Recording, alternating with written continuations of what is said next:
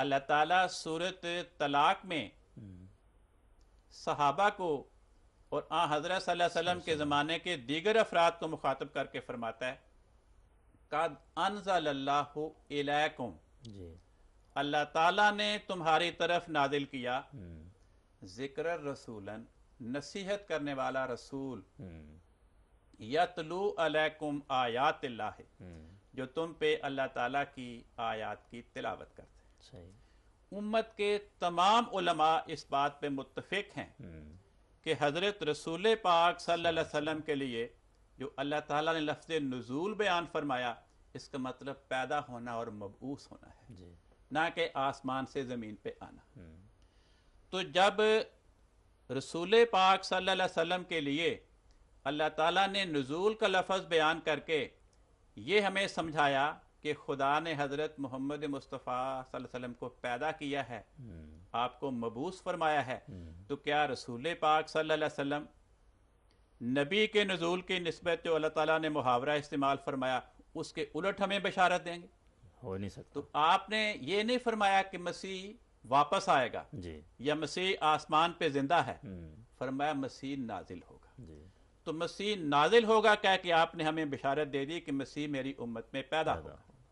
तो आपने मसीह नबीउल्लाह के पैदा होने की बिशारत किस आयत से इस्तेमाल फरमाई?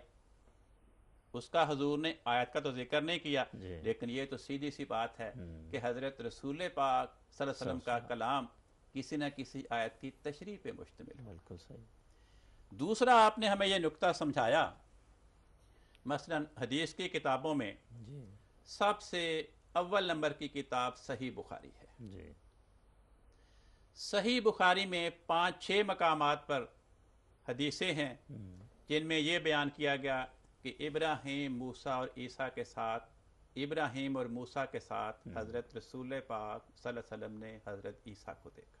ٹھیک ہے ये गुज़श्ता अंबिया का जिक्र है। جی और जहाँ जहाँ पर भी ईसा अलैहिस्सलाम को हज़रत इब्राहीम और हज़रत मूसा के साथ देखा, सही बुखारी में 6-7 मकामात में से हर मकाम पे हज़रत ईसा का हुलिया सुर्ख रंग का बयान फरमाया, जो शामी अफराद का, क्यों वो शामी थे। جی 5-6 मकामात पे ये जिक्र है कि मेरी उम्मत में दज्जाल आएगा और मसीह आएगा। अब दज्जाल के साथ जिस मसीह ने आना है वो मुस्तकबिल की बात है, جی जो उम्मत मोहम्मदिया में वाक़या रूनुमा होना है। वहां पर हर मौके पे सही बुखारी में जो आने वाले मसीह का हुलिया बयान हुआ वो गंदमी रंग का है। अब कुजा शामी रंग, सुर्ख रंग का मसीह, उसके आने का जिक्र नहीं फरमाया। तो ये दो रंगत, दो किस्म का हुलिया बयान करके हज़रत मोहम्मद मुस्तफ़ा सल्लल्लाहु अलैहि वसल्लम ने हमें यह मसला समझा दिया कि वो जो सुर्ख रंग वाला शामी इसराइली मसीह था جی वो मेरी उम्मत में दज्जाल का मुकाबला करने के लिए नहीं आएगा। ٹھیک मेरी उम्मत में कोई और मसीह आएगा तो وہ کہاں سے آئے؟ وہ پیدا ہوگا، ہاں اور گندم گوں ہو وہ گندمی رنگ کا ہوگا۔ جی تو جو ہم نے اس آیت کی تشریح کی کہ اس آیت میں نبی کے امت محمدیہ میں نبی کے پیدا ہونے کی بشارت دی گئی ہے، جی وہی مضمون حضرت محمد مصطفیٰ صلی اللہ علیہ وسلم مسیح نبی اللہ کے امت میں پیدا ہونے کی بشارت دے کے ہمیں سمجھا رہے ہیں۔ جی ایک اور بات پہ غور فرمائیں، طبرانی میں حدیث ہے کہ حضرت رسول پاک صلی اللہ علیہ وسلم فرماتے ہیں، الا انہ خلیفتی فی امتی، کہ جو مسیح میری امت میں آئے گا وہ میری امت میں میرا خلیفہ اور جانشین ہوگا۔ ٹھیک اب قرآن کریم سے پوچھیں کہ اس امت میں آنے والا خلیفہ کون ہوگا، تو قرآن کریم سورۃ نور میں یہ بشارت دیتا ہے، فرمایا وعد اللہ الذین آمنوا منکم وعملوا الصالحات، اے محمد مصطفیٰ صلی اللہ علیہ وسلم پر ایمان لانے والے مسلمانوں، تم میں سے جو سچے ایماندار اور نیک ہوں گے، لَيَسْتَخْلِفَنَّهُمْ فِي الْأَرْضِ، ان کو خدا خلیفہ بنائے گا۔ ٹھیک اور کیسے بنائے گا؟ كَمَا اسْتَخْلَفَ الَّذِينَ مِن قَبْلِهِمْ، جس طرح کے پہلے خلیفے تھے اس قسم کا خلیفہ بنائے گا۔ اب حضرت عیسیٰ علیہ السلام کہ امت محمدیہ میں خلیفہ بن کے آنے کا خیال اس آیت نے دور کر دیا۔ صحیح یہ آیت بتا رہی ہے کہ امت محمدیہ میں آنے والے خلفاء منکم تم میں سے ہوں گے، ٹھیک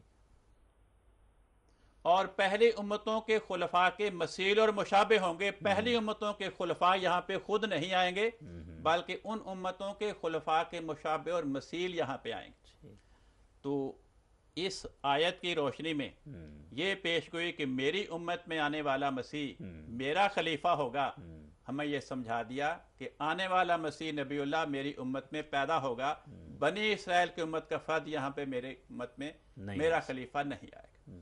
صحیح مسلم میں ایک اور حدیث، جی حضرت رسول پاک صلی اللہ علیہ وسلم فرماتے ہیں، اے مسلمانوں تمہاری کتنی خطرناک حالت ہوگی جب ابن مریم تم میں نازل ہوگا، فَأَمَّاكُمْ مِنْكُمْ، اور وہ ابن مریم تم میں سے ہوگا، تمہاری امامت اور رہنمائی کرے گا۔ صحیح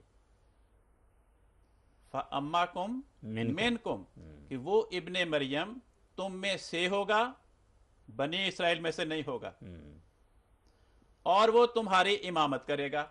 اس آیت نے بتا دیا کہ جس مسیح نبی اللہ کے آنے کی حضرت محمد مصطفیٰ صلی اللہ علیہ وسلم نے ہمیں بشارت دی، وہ پرانا نہیں ہوگا، وہ ہماری امت میں پیدا ہوگا۔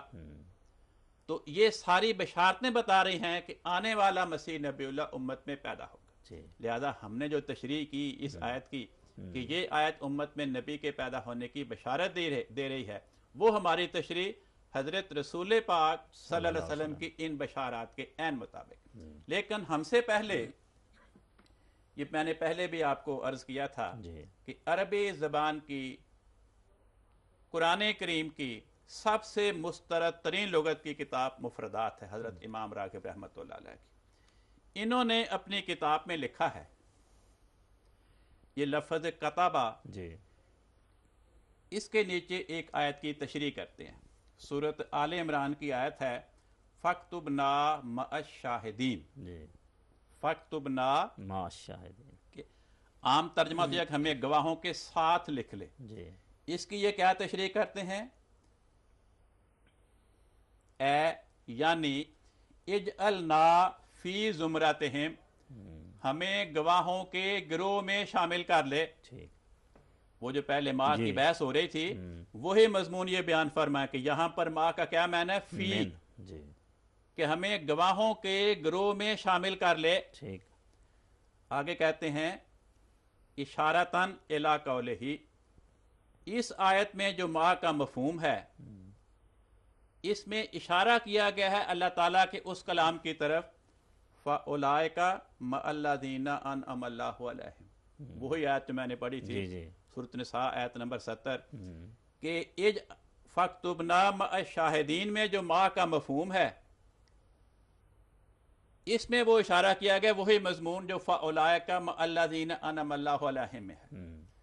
تو گویا وہ یہ بیان کر رہے ہیں کہ جو آیت ہے فَأُولَئِكَ مَعَ الَّذِينَ أَنْعَمَ اللَّهُ عَلَيْهِمْ، اس کا کیا مطلب ہے کہ اللہ اور اللہ کے رسول کے اطاعت کرنے والے فی زمرتہم، ان انعام یافتہ افراد کے گروپ کے اندر شامل ہوں گے، یہ نہیں کہ گروپ کے ساتھ ہوں گے۔